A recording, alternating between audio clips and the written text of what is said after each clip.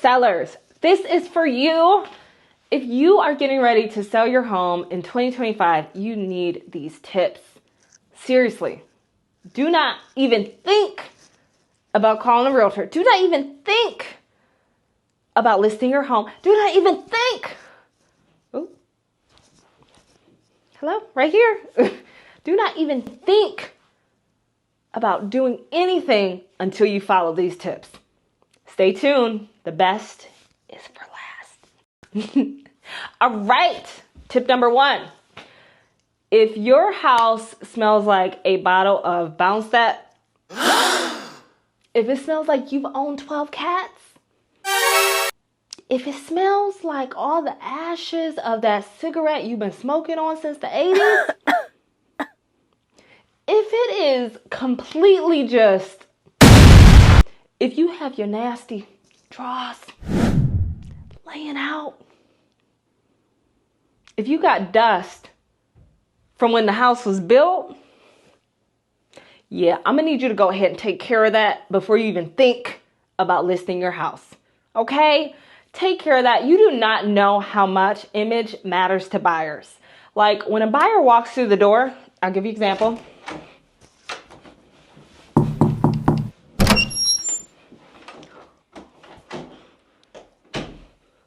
What is this? Is this? If you have buyers like that, you're not gonna get no sales. I'm just letting you know. You might get sales, but it's gonna be way under market value for your house. You don't want that. You want money, right? You're selling your house for a reason. Follow these tips. Tip number 2, if your house is outdated. Now, granted, it's nothing wrong with the outdated house. Don't get me wrong. But if you have tile from 1970s, we're in 2025. Now, some people like charm.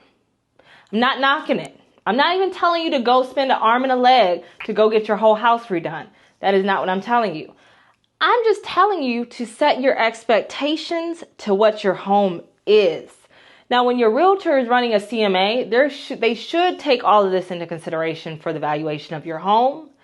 But if you are looking online and you're saying, hey, this fully updated, new roof, new everything, new stainless steel appliances, all of this is in this particular home, and you're like, hey, I have that same layout. They're charging that for the home. I should be able to charge that much for my home. Charge that much just because you want to, because guess what? I pull out, I can pull a number out the air too. My house is worth $1 billion. Are you going to pay it? No, it's not realistic. We need to live in reality. This is not the Matrix. Well, I hope not, at least.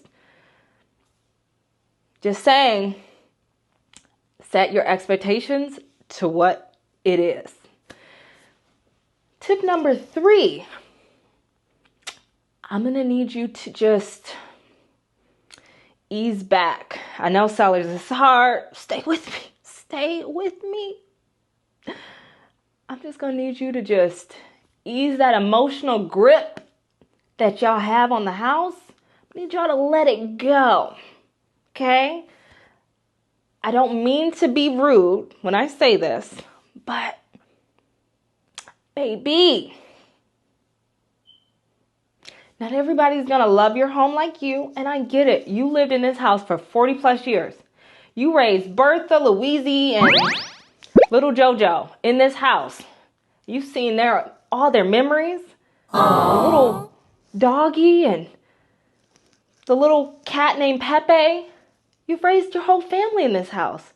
Nobody's taking that away from you. Trust me. But nobody else has raised their family in this house yet. No one else has that same emotional attachment to you, to the house, as you do. Don't expect them to. They're going to look at the house like it's a property. They're not going to see that it was a home. And you need to make it as clean of a slate as possible. Take down all personal pictures, all belongings, all things that are reminiscent of your family and life there. You want someone to come into the home and imagine their space, their new memories, their new family in this home. Clean out your home, declutter as much as possible.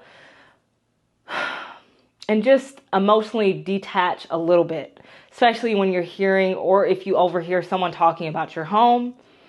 If you get offers that are not to the, again, if you follow tip number, 1 and 2, you won't be like this. But if you hear people that are just offering lower offers than you expected, your home is beautiful. It did its purpose, right? So it's always going to be beautiful, but it is not going to be beautiful for necessarily everybody. It's not going to be it for everybody, and that's okay. The home finds the buyer. That's what I always say. Tip number 4. Really, if you can empty out your house, unless you have furniture and decor that kind of like fits that styling or that staging type of atmosphere where you can make it more neutral. If your paint is red, blue, purple, bright, vibrant colors, get to neutrality. That's the word of today. Say it with me. Instead of namaste, say neutrality. Neutrality. Neutral colors are my friend. Yeah, they are. Tans, taupes, anything with, a T, not topaz. Yeah, but those, get to neutral. Whites, beige, gray. I know it's boring, right? Unless you have some like really cool style, because I've seen some really cool wallpapers and things like that. Unless you have some really just bad A style, get rid of it. Clean slate, new buyer, better vibes, better offers, better everything. Do that. Tip number 5. Please do not try to overstay in your house. Now, this is a tough one for some sellers, right? Because 1, you might be contingent on another house. You might have already, have things in place. I get all of that. If that applies to you, then just move around this tip. It's no problem. But if you're a seller that's like intentionally trying to stay in the house just because you don't want to relinquish the keys, yes, I've had this happen, so I'm talking to all of y'all. Y'all know who I'm talking about. But anyways, if you're one of those sellers, let those keys go, baby. Let those keys go. Okay, let them go. Just unclench. It's okay. We're going to breathe together. There are some sellers that do not want to give over the keys. These are usually sellers who have stayed in their home a considerable amount of time. These are usually sellers who are going to slowly move all their stuff out. And I'm going to need my realtors to really be real with these sellers during listing appointments. Let them know, hey, this buyer who's a first-time home buyer, who has nowhere else to go, who just purchased your home, whose mortgage is going to start coming in about, they only have so much time before the first mortgage payment kicks in. They have all these things that they have to get together. If you have the option, I'm not talking about sellers who already have this written in for this period of time because they have to find a place to move prior. I'm not talking about you all. I'm talking about the ones that have another place already, who are intentionally being slow to getting out of the home. It's not fair to the buyer. Just gonna put that out there. But again, that's the buyer when they agree. Sometimes buyers, you have to be realistic in your expectations. If you know you have nowhere to go, do not agree to a 30, 45-day occupancy period. Do not do that. You're setting yourself up to being potentially homeless for a few weeks, because sometimes sellers will drag on and sometimes sellers are petty. I'm just being honest with you. And sometimes buyers are petty. Y'all both can be petty. So we need to come to a consensus and work it out for the sake of working things out. And we have to be honest with ourselves when we set these expectations. When you're writing an offer, I know it sounds great on paper. Let me hurry up and get this accepted. Let me hurry up and get this accepted. Don't sell everything to get nothing. You get it? All right. My next tip, last tip. Sellers, the more you shortcut, your realtor, the more you shortcut the buyer, the more you shortcut the buyer's agent, it all comes back. Okay. Like, I know you all want to save a quick buck, and the difference between 6% and 5.5 and 5 and 4.5 and 4 and 3. I get it. You don't have to use a realtor to sell your home. So don't. Just being honest with you. Realtors, or at least I'll speak for myself, we bring a lot of value to selling your home. We go through a lot of our own money to market and leverage your home to as many buyers as possible. We go through a lot of different hoops and barriers for you to make sure that you get not only multiple offers, but the best offers possible. We put ourselves out there for your benefit. And a lot of the times it's sometimes thankless, even though you all are looking at the end result, that commission check was worked for. We are working day in, day out, morning to night. We are leveraging all of our contacts, our resources. We are putting a lot of effort to getting your home sold. And that's our job. So but I say that to say this.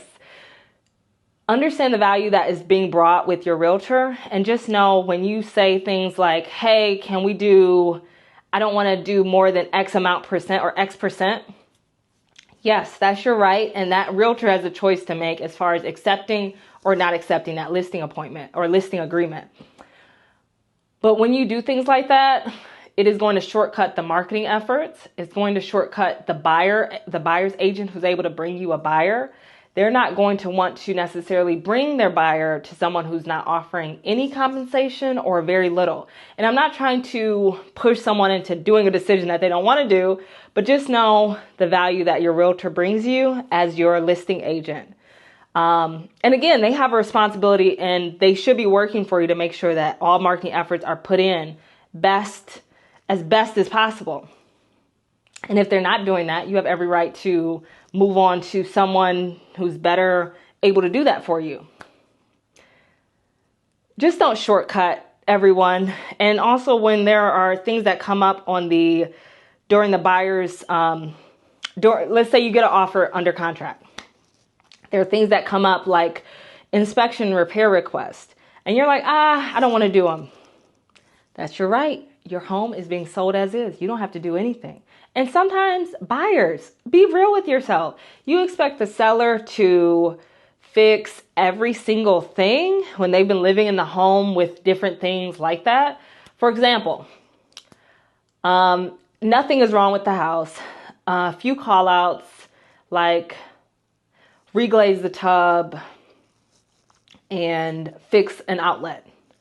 Different, right? Like, that's doable. An entire laundry list of items that are very small, like paint over this chipped mark, redo the wiring here. Granted, that's important as electrical, right? But I'm just giving you examples. A whole laundry list of items is different than a few.